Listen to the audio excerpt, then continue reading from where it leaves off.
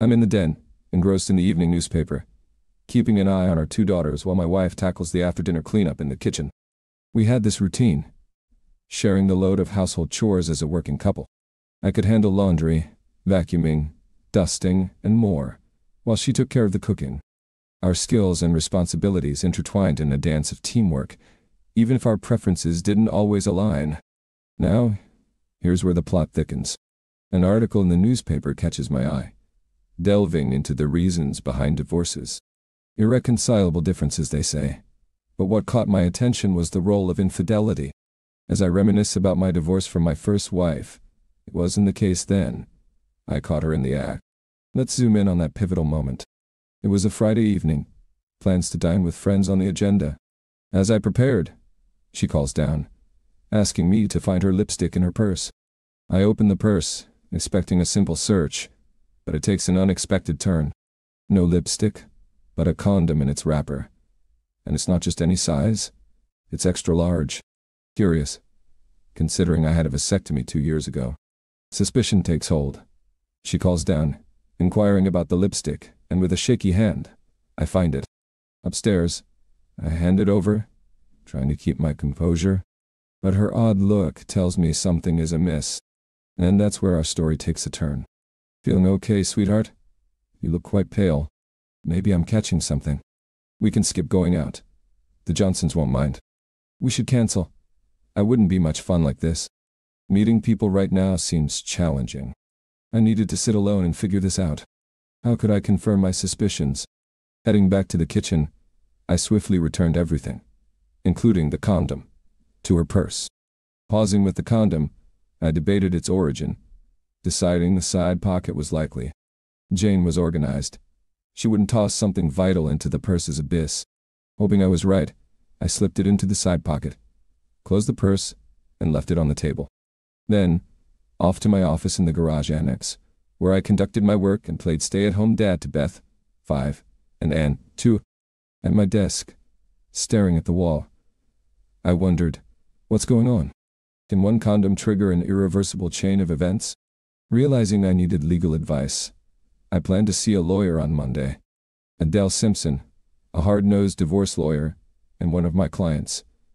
Seemed like a good start. I just had to make it through the weekend without tipping off Jane. As I decided, Jane walked into my office.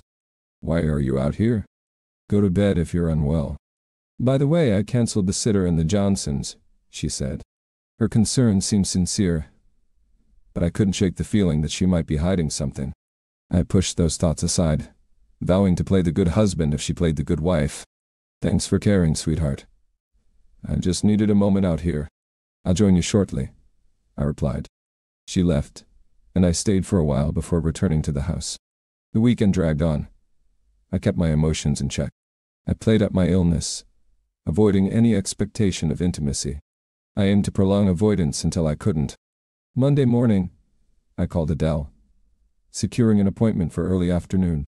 After serving lunch to the kids, I dropped them off at my parents' house and headed to Adele's office for our meeting. Explaining my suspicions to her wasn't a surprise, especially after finding that single condom. Adele suggested it could be an innocent prank, but affairs had been proven with less evidence. Confronting Jane might make her cool down. So Adele recommended hiring a licensed and bonded private investigator, P, to monitor her activities for a week. I shared that if there was an affair, it likely happened during her work hours since she was usually home in the evenings. Adele asked about changes in her behavior, or unexplained expenses. I mentioned a slight shift in her attitude, a loss of respect, and a quicker temper. Our sex life had also declined, but I attributed it to overwork. Adele arranged for a PI to monitor Jane at work, and I provided details about her workplace and sent a recent photo. Before leaving, Adele urged me to think about what I'd want to do if Jane was having an affair, considering the impact on the children and the possibility of divorce. I admitted it was on my mind, but I needed to assess the extent of the affair and Jane's feelings before deciding. The following week, I tried to maintain my routine, but it was challenging to act normal around Jane. On Thursday, she sensed something was wrong, and I tried to pass it off as a lingering flu. She appeared sympathetic, but I couldn't tell if it was genuine. The next Monday, Adele called me for a meeting with the PI.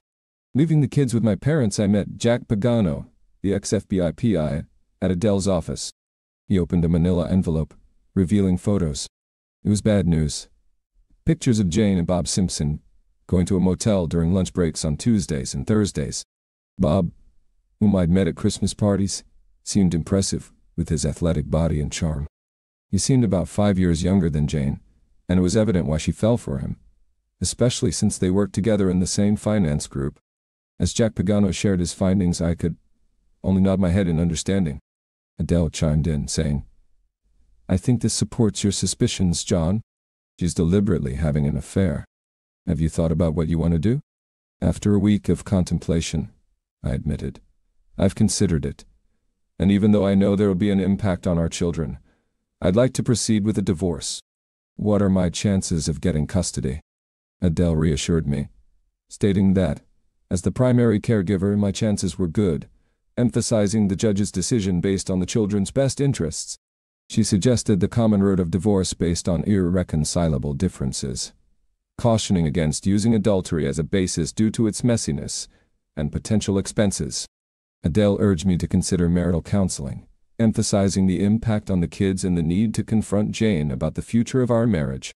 I hesitated but eventually agreed, deciding to confront her and see what she wanted.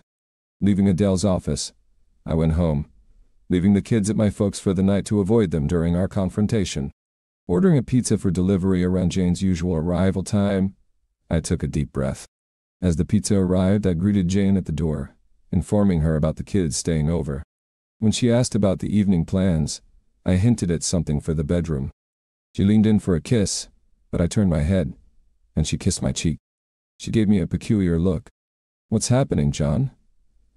I suggested we talk after eating, and her expression turned pale and distant. "All right, John." As we sat in silence eating, she avoided eye contact. After finishing, we went to the den. She sat on the couch, gesturing for me to sit beside her, but I opted for a seat facing her. I didn't know how to ease into this, so I went straight to the point. "Are you cheating on me?" She looked shocked and stammered. "Why do you ask that, John?" I insisted on a direct answer. "No, I've never cheated on you, John." I confronted her about the motel rendezvous with Bob Simpson on Tuesdays and Thursdays, and she broke down, apologizing. I questioned her sincerity, asking if she regretted getting caught. "No, I didn't want to hurt you," she sobbed. I dismissed her excuses, pointing out the inevitable discovery. "Do you love him? What about his wife and kids? Are you sorry for hurting them?" Threatening to expose the affair, she pleaded, "Don't destroy his family." I challenged her to consider our damaged marriage. "If you want a divorce, I'll give you one, but you won't get custody of Beth and Ann. I'll fight you on that." Panicking, she pleaded against it. I presented the ultimatum. "Do you want counseling to save our marriage, or do you want to run off with your lover?" Tearfully, she chose counseling. "Please, I need help." In the midst of turmoil, I offered my willingness to seek help, to go wherever needed. I couldn't bear to lose my babies. The question about her lover lingered. Would she continue seeing him? Her response was a definitive no. "It's over." Confused, I asked why she started the affair. Wasn't I providing everything she needed? "You were fine, John. It was me. I wanted more, and I don't know why." Considering the situation, Jane suggested skipping counseling until a psychiatrist could delve into the reasons behind her desire for more than our marriage offered. Unsure of the path forward, she wondered aloud, "Maybe you're right. I don't know what to do." The question of trust loomed. I revealed the cost of monitoring her activities, a hefty $2,000 from our savings. Jane apologized, admitting she hadn't considered the consequences. The excitement overwhelmed her, and she couldn't stop. In an effort to address the underlying issues, she promised to find a psychiatrist and set up an appointment. Meanwhile, I requested her to move to the guest room until trust could be rebuilt. Reluctantly, she agreed. As she left expressing a perhaps meaningless love, I decided to take a step. Looking up Bob Simpson's number, I called his home. The response was abrupt, and my attempts to reach Jessica Simpson went unanswered. The situation lingered, leaving me in uncertainty. Desperate to convey an urgent message about her husband, I left my number, repeating the message for an hour, waiting in between. Finally, he responded angrily, threatening police involvement. Unyielding, I insisted on talking to his wife. Threatening legal action, I felt a pang of compassion when he mentioned his wife's pregnancy. Deciding to wait until after the baby's birth, I warned him to confess or face the consequences. His gratitude was palpable as he hung up. Returning home, I found my wife curled up in the guest room asleep. Trying to find solace, I learned a disconcerting detail. He claimed she had pursued him. Uncertain if it was true, a sense of foreboding lingered. The weeks that followed were tense. The atmosphere at home strained. The kids sensed our discomfort and became withdrawn. Jane quit her job, started therapy, and occasionally I joined sessions at the doctor's request. Despite my efforts to understand, she seemed reluctant to confront the reasons behind her actions. Hoping to mend our relationship, I increased love and support at home, eventually inviting her back to our shared bed after several weeks. As we attempted to rebuild our intimacy, incorporating variety into our sex life with adult films seemed fun, but I questioned if she truly enjoyed it. My trust remained shaky, and to monitor her whereabouts during work, I called her office at odd times, demanding detailed explanations if she didn't answer. As she returned home, I insisted on the same scrutiny. Uncomfortable with my constant monitoring, she complied, understanding it was necessary until trust was restored. Several weeks after Bob Simpson's wife had her baby, I reached out to her, learning they were in counseling for their issues. Satisfied with the outcome, I didn't want to harbor hatred indefinitely. 6 months post-confrontation, I felt Jane's progress wasn't sufficient. Even the psychiatrist shared concerns during a private conversation. Planning to attend an annual conference, I saw this as a test for Jane's behavior in my absence. Seeking Adele's help, I enlisted Jack Pagano to install surveillance devices in our home for audio, video, and visual monitoring. Though costly, I believed it was crucial to rebuilding trust in our marriage. As I embarked on my trip, I maintained surveillance calls, also reaching out to my parents, monitoring her interactions with them. I aimed to ensure transparency and accountability, further testing Jane's commitment to rebuilding our marriage. Back at home, the most likely place for her to continue her affair would be within the confines of our house. Throughout the week, my calls were answered, providing some relief. However, the final story would unfold through the detection devices and the report from Jack, the private investigator, who handled the surveillance. On a Friday afternoon, I returned home while she was at work, and the kids were with my parents. Without tampering with the detection system, I called Jack to inform him of my return. He promptly arrived, shut down the system, and took the recordings for review. Heading to Adele's office on Monday morning, I dropped the kids off at my parents'. During the drive, I reflected on owing my parents a considerable debt for their support, serving as reliable babysitters during this challenging time. They awaited my arrival at Adele's office, where Jack played the DVD containing the relevant parts of the week-long surveillance. Jack warned us that there was a lot of innocent material, but he focused on the crucial segments. A sinking feeling crept over me. This might not end well. As we watched the scenes from Wednesday evening, the date and time displayed on the video, Jane and Bob Simpson entered our bedroom. Undressing hastily, they got on the bed without exchanging words. Observing Bob's well-endowed size, I grasped why she desired him. It wasn't just the length. It was the considerable diameter. Skipping foreplay, she beckoned him to put that substantial thing inside her, expressing how much she missed it. I felt a blush and humiliation, realizing she implied my inadequacy. Though aware childbirth had altered her, I didn't fathom the extent. Adele and Jack remained focused on the screen as he engaged with her using his impressive tool.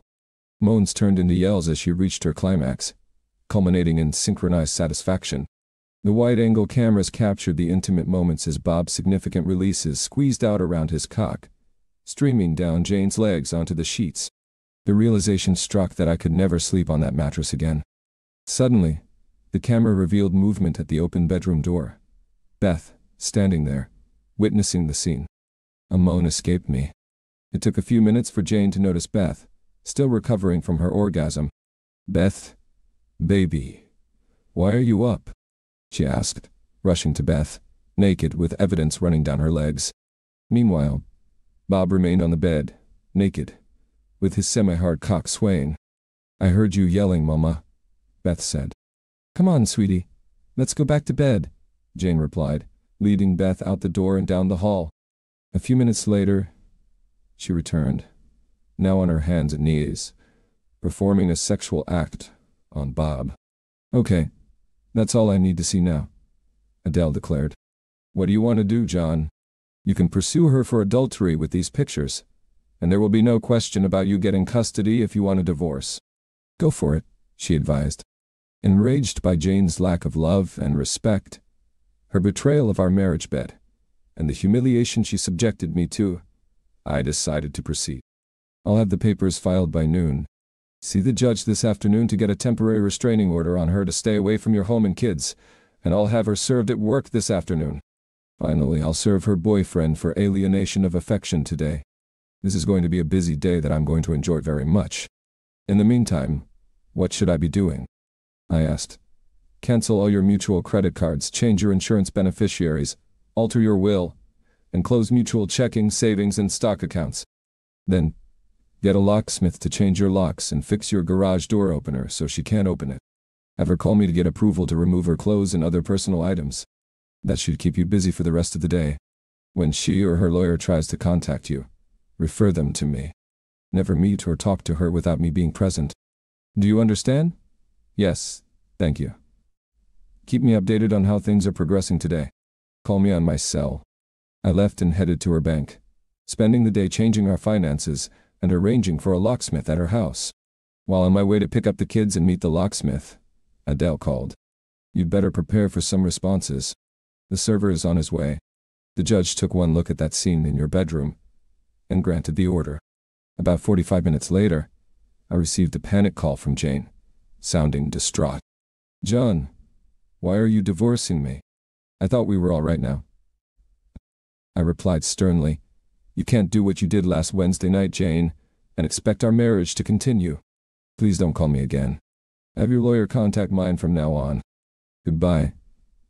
After a moment of silence, I ended the call, feeling a mix of emotions. Fast forward 3 years since the divorce. I've heard that she moved back to her hometown to be near her family. She has supervised visitation rights twice a year with the kids during Christmas holidays and over the 4th of July. I've refused to see or talk to her since the day she was served. Bob Simpson's wife divorced him, and I hear she took him to the cleaners. As for me, I'm remarried. I started going to church with the kids, and met a woman my age, divorced like me. She couldn't have kids with her first husband, and they split. We fell in love, and got married. It felt like a prayer answered. We're great in bed together, and she's nice and tight, so I'm not worried about her seeking something more. Well, that wraps up our tale. We've been through it all, and I'm eager to hear your thoughts.